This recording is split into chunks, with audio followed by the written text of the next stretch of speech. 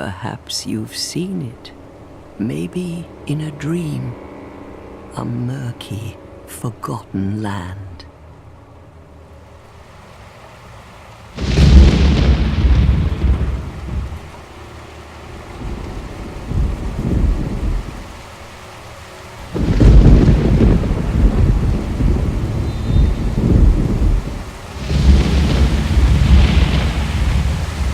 A place where souls may mend your ailing mind.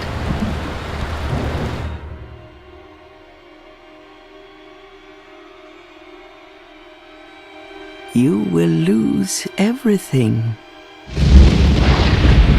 Once branded, the symbol of the curse, an augur of darkness. Your past, your future, your very light.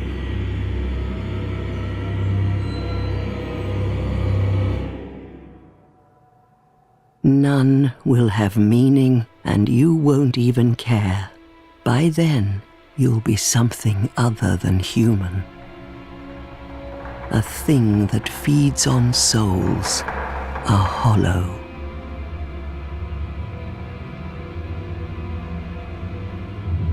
Long ago, in a walled-off land far to the north, a great king built a great kingdom. I believe they called it Drangleic. Perhaps you're familiar. No, how could you be? But one day, you will stand before its decrepit gate without really knowing why.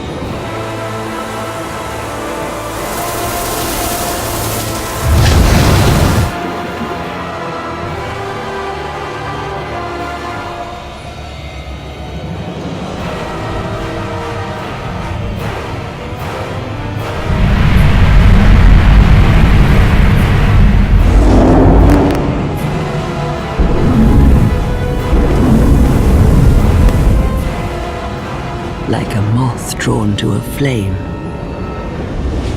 your wings will burn in anguish. Time after time.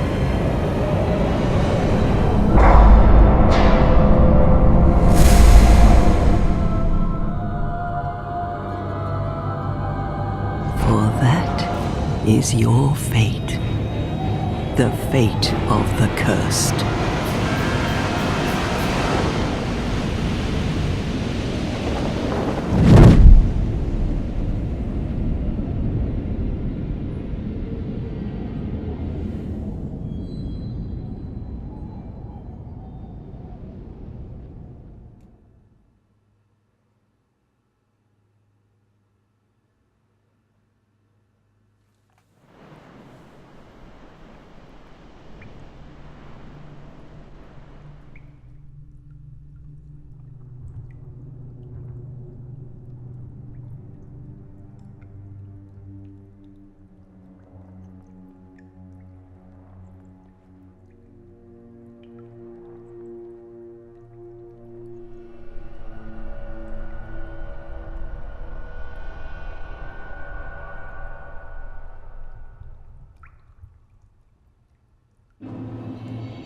Alrighty, folks. So, this is Dark Souls 2, Scholars of the First Sin. Alright, so as we go through this beginning area, I'm just going to explain exactly what is up with all of the different versions of Dark Souls 2 there are right now. Alright, so the thing about Dark Souls at the moment is up until the beginning of this month, there was the standard game and 3 DLC packs which you could buy a season pass for. Alright, so that seems pretty standard these days. DLC is just kind of the way that we go, with most of the, larger games. Expansions aren't really, they're pretty much a thing of the past, unfortunately, but that's just how things are at the moment. So, with Scholars of the First Sin, basically what you're getting is the base game, the first 3 expansions, or the first 3 DLC, and a 4th DLC that includes graphical upgrades as well as content updates. Now, part of the content update was given just straight off as part of the base game for free to users. But part of it wasn't. So you get to meet new NPCs and stuff like that, and of course, the different mobs move around. There's certain mobs that have been added to areas that weren't there previously. So a lot of people had a big problem, me included, with them making you pay full price for the game as if you had never bought any of the DLC or the base game, period. And thankfully, they have changed that. So now, I believe it's $30 that you pay for this one, which is still a bit pricier than I would like. But it's a DLC as well. I mean, it gives you the graphical upgrades, which a lot of people say, and rightly so, that they should have been in the game in the first place, because that's what they advertised. So, yeah, I agree with that, but they also add a decent amount of content, or they're supposed to do. That's what we're going to see here, so you can decide for yourself whether you want to buy it or not. I'm such a big Souls fan. I've played all of the games. I have not played Bloodborne, unfortunately, because I'm not going to buy a PS4 just for Bloodborne. I don't have that much expendable income at the moment, so I'm not going to get it at this point. There's rumors that they're going to bring it to PC. I surely hope so, especially because I don't want to miss the game. I'll probably end up buying a PS4 at some point, and I'll get it then if they don't bring it to PC. But we're just going to have to wait and see on that one. But yeah, so they didn't bring Demon Souls, which I think is a huge mistake on their part, but hopefully they will bring Bloodborne. So we're just going to have to see. Alright, so we are going to go through this, and I'm not going to be skipping all of the dialogue, and I will be talking about some of the lore that is a bit more vague.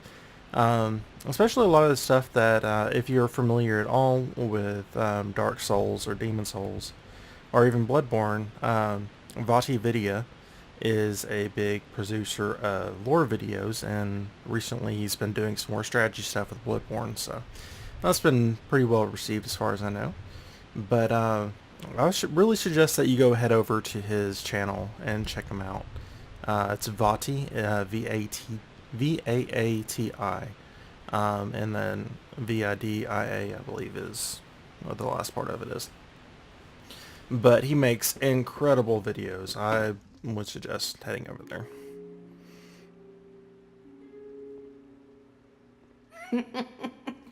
What seems to be the ruckus?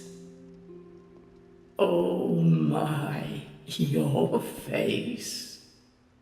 The face of the curse. It's an undead. An undead has come to play. They all end up here. All the ones like you. You spoke to that kind old dear, didn't you?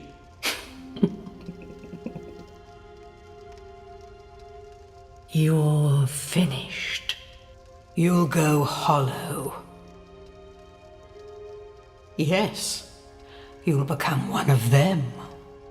Hollows prey upon men, feast upon their souls. This is the fate of the cursed.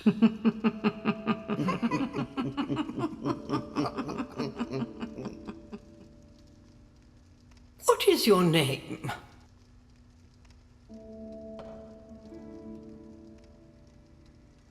Okay, so I'll do this part with my keyboard. Nope. There we go. At least you know your own name. Here's your reward for sharing. It's a human effigy. Take a closer look. Who do you think it's supposed to be? Think back, deep into your past. Yes, it's an effigy of you.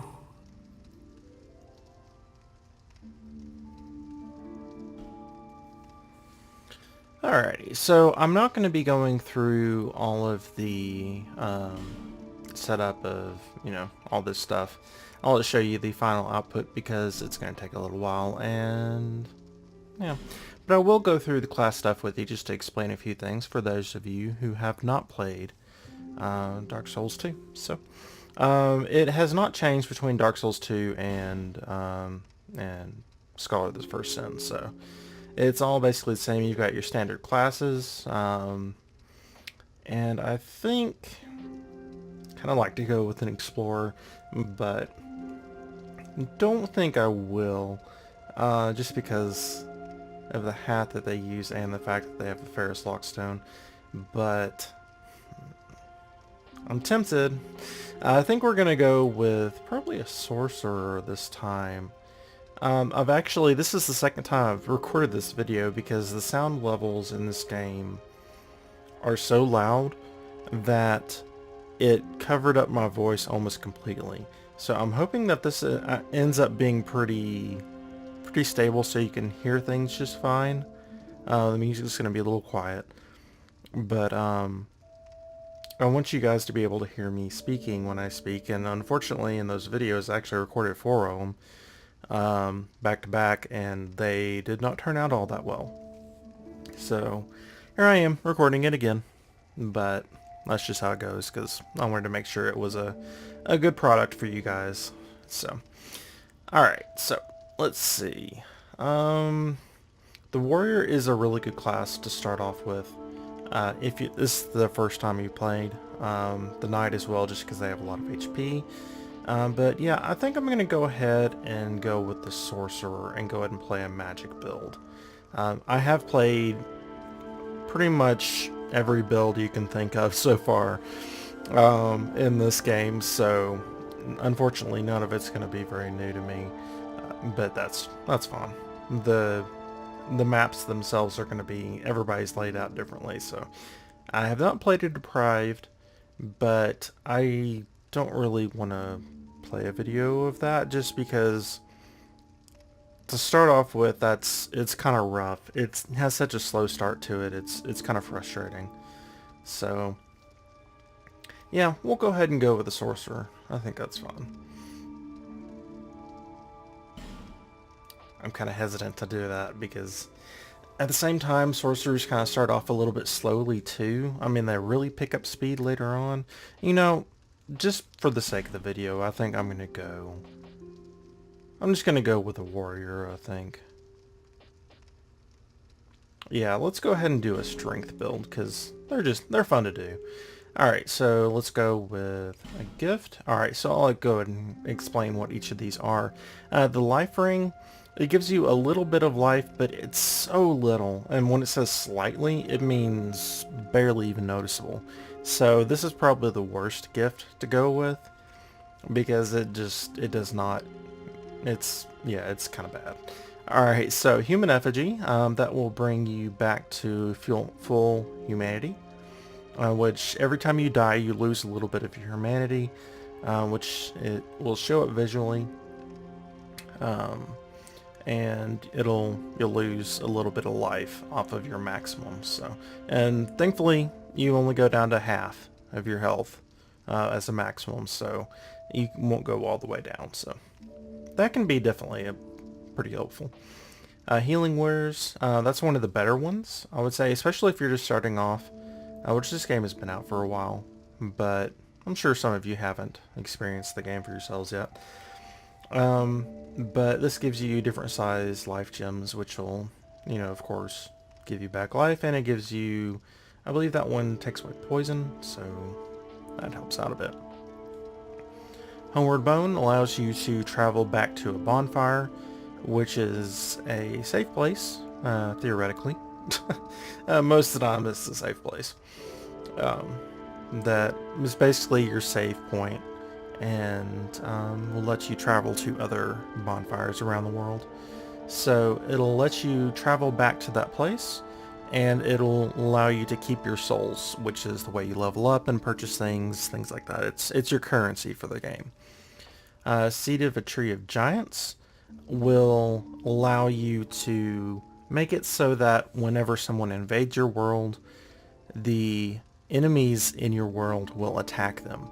Now, normally they won't attack. Normally your red phantoms, your invading phantoms, will be able to invade your world and stand right next to a enormous enemy if they want to, and it just won't pay attention to them. So that can be definitely something that's advantageous, because I'm sure a lot of you know that, well, when you're invaded, your invader tends to attack you while you're attacking something else. So, so they have the advantage. But this turns that around and makes it so that they don't have that advantage, which can be very helpful. Bonfire Ascetic. Okay, so this will allow you to increase the difficulty of the area to, say, the base level of the game is New Game. The point where you finish the game and start over at the very beginning is called New Game Plus. At that point, everything gets more difficult, but it also drops more souls, and it also drops special items that are only available in New Game Plus, New Game Plus Plus, and so on. I think the highest that you can go that it actually gives you something special is New Game Plus 4. I think there's a spell that you can get only in that one, but higher than that, things start to level off in difficulty and the level of souls that you still get. So, yeah, so everything constantly gets more difficult, but you do get to keep all of your items and everything like that.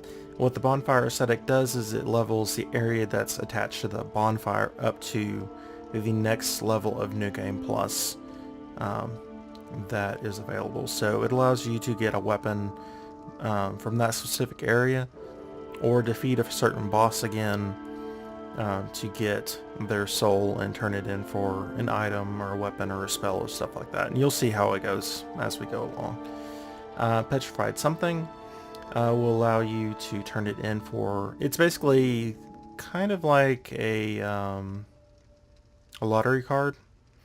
It lets you turn it in for something that's random. Now there is a list that those random somethings come from, and the Petrified Something is for the highest level of that list, and again, we'll face that in the future. For now, what we're going to do is go with the Bonfire Ascetic, because it is the most useful for a player that's has a decent bit of experience. Alright, so I think that's as far as we're going to go with this, and I will be back in a few minutes to show you my character and to go on from here. Alright, so I will be back in a minute. Alrighty, folks, so let's go ahead and get this started. So, let's see. Still getting a little used to the Xbox controller. I'm used to the PlayStation controllers, so... All people come here for the same reason. To break the curse. You're no different, I should think. Doesn't stand a chance. Well, you never know.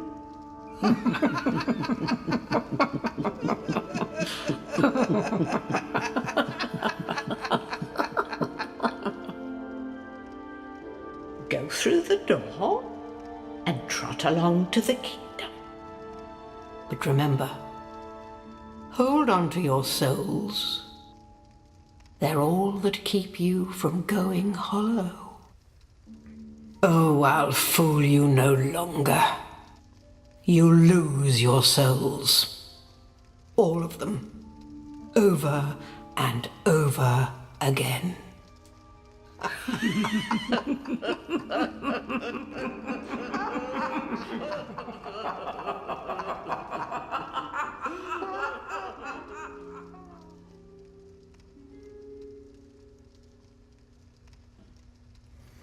Okay, so these three women, 1, 2, 3, are thought to be sisters of the woman that was in the introductory video. So they were all once firekeepers, which Milibeth over here will tell us about in a second. But yeah, so they seem to be firekeepers no longer. And there doesn't really seem to be an answer to why they aren't. But it seems that all but perhaps one of the firekeepers have pretty much gone extinct. So, I don't know. Things seem to have changed, but it's been a long time since Dark Souls 1, so, you know, changes happen. This is a limbo. A link between Drangleic and the outer world.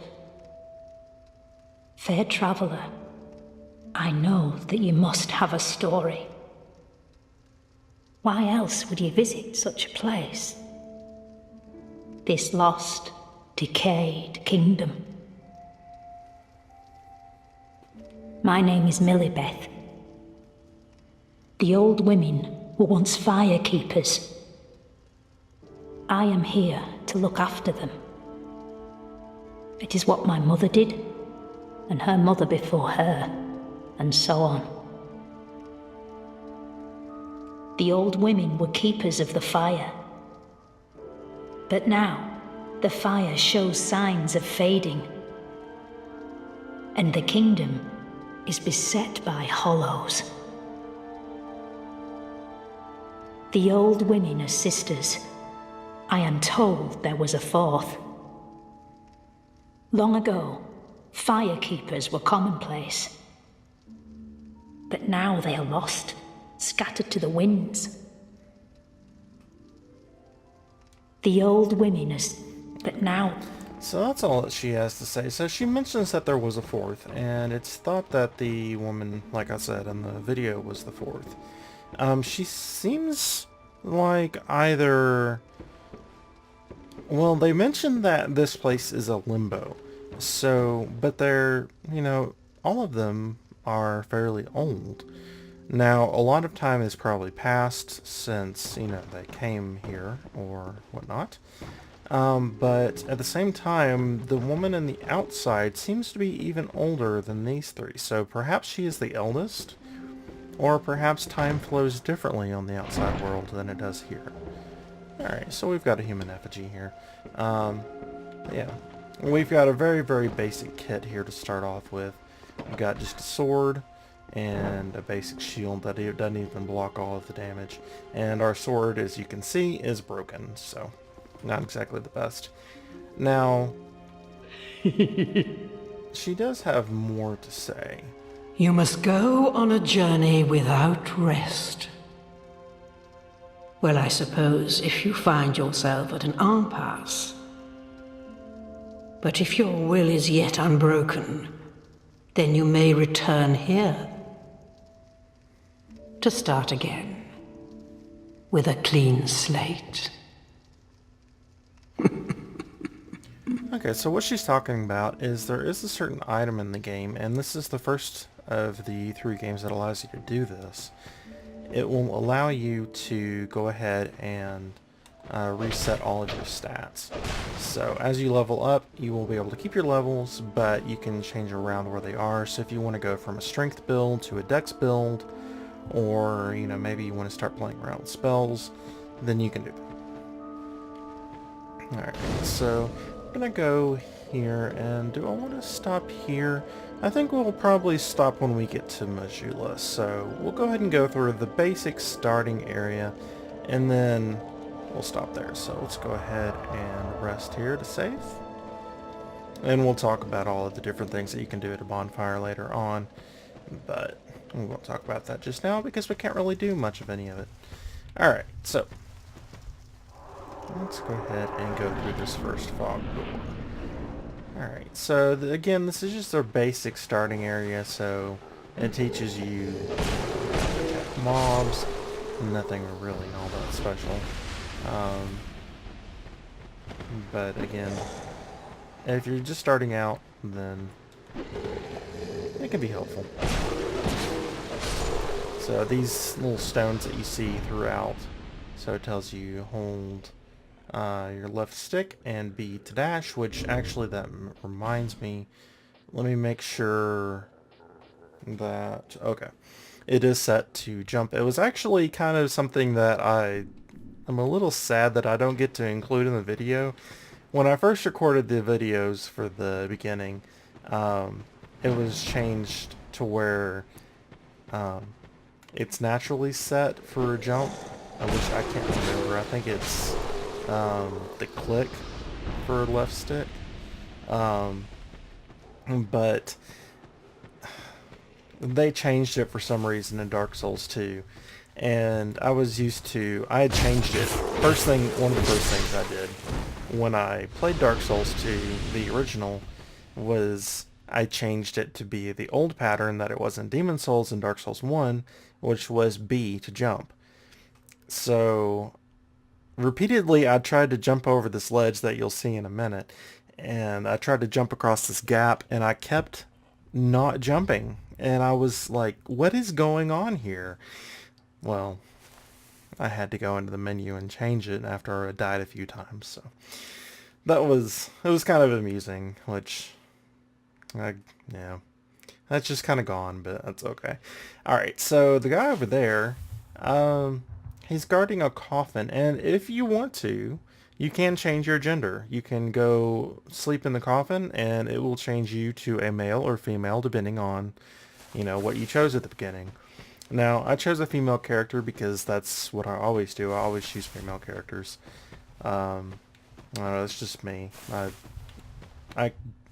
I never really like the male characters that I create. I never get attached to them in the least bit, so I always, I always create female characters, so that's just one of those things. If you're a person that does that, then you totally understand. If you're not, then you probably won't.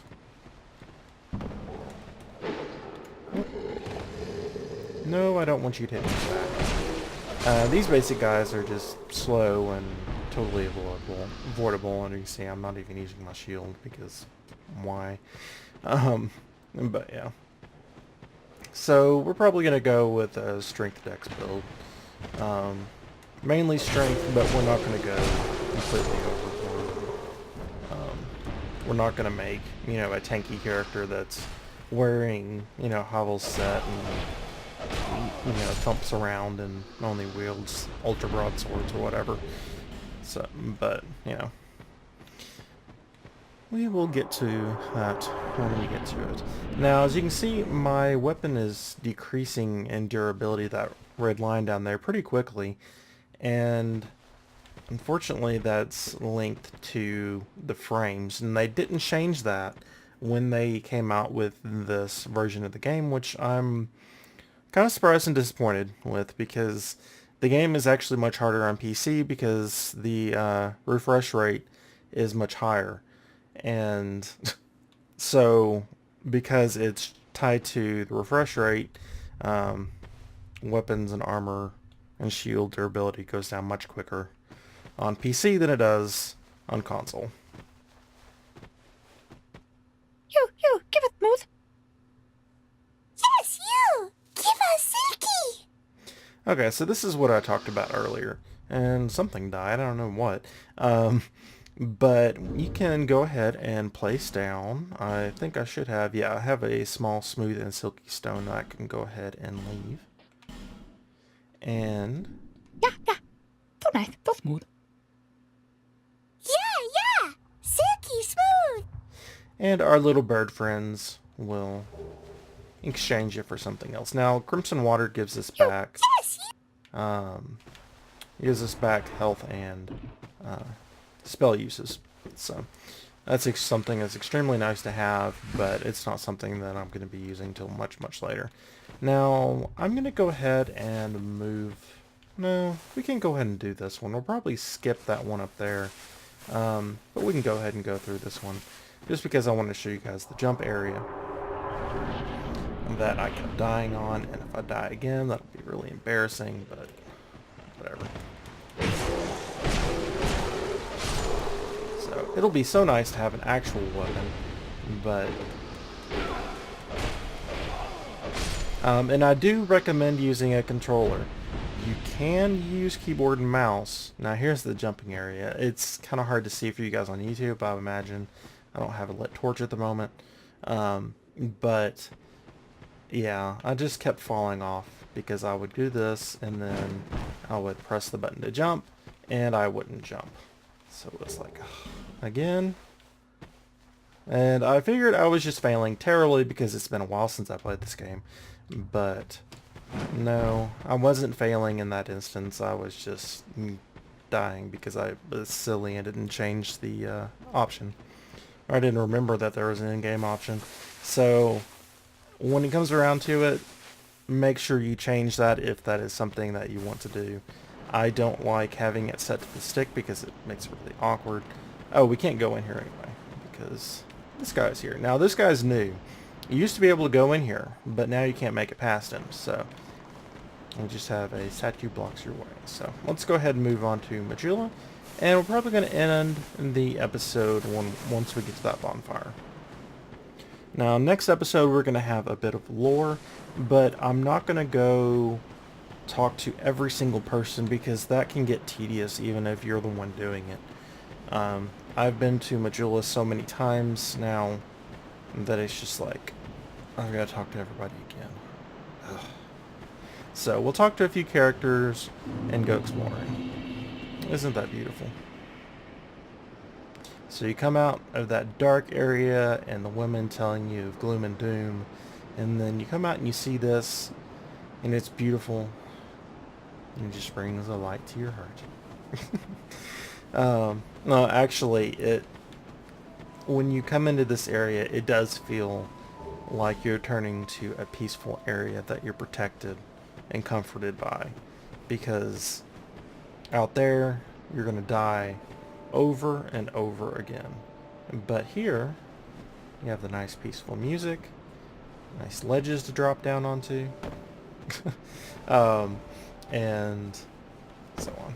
But it is a very peaceful place. You're surrounded by friends. Alright, so yes, we are going to use that mace. So let's go ahead and equip that. Let's see over there, the blues represent upgrades, and of course the red is something that it's worse in. So it's heavier, but otherwise it's better in every single way. So we are going to use this Morning Star. And we also got a Cleric Chime, which we can use to cast miracles, but we don't have enough faith or the miracles to do that yet. So binoculars are used with spells. They allow you to aim.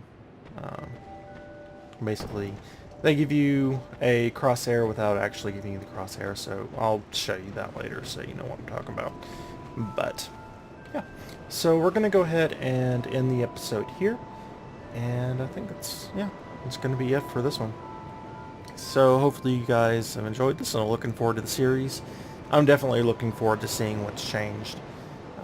This is definitely... The Souls series is one of my favorite series of games, period. And even though the game does have its minor detractors over the other games, I still love Dark Souls 2, and I'm excited to see what Bandai Namco and From Software have added to it. So, until next time, I hope you all have a wonderful day.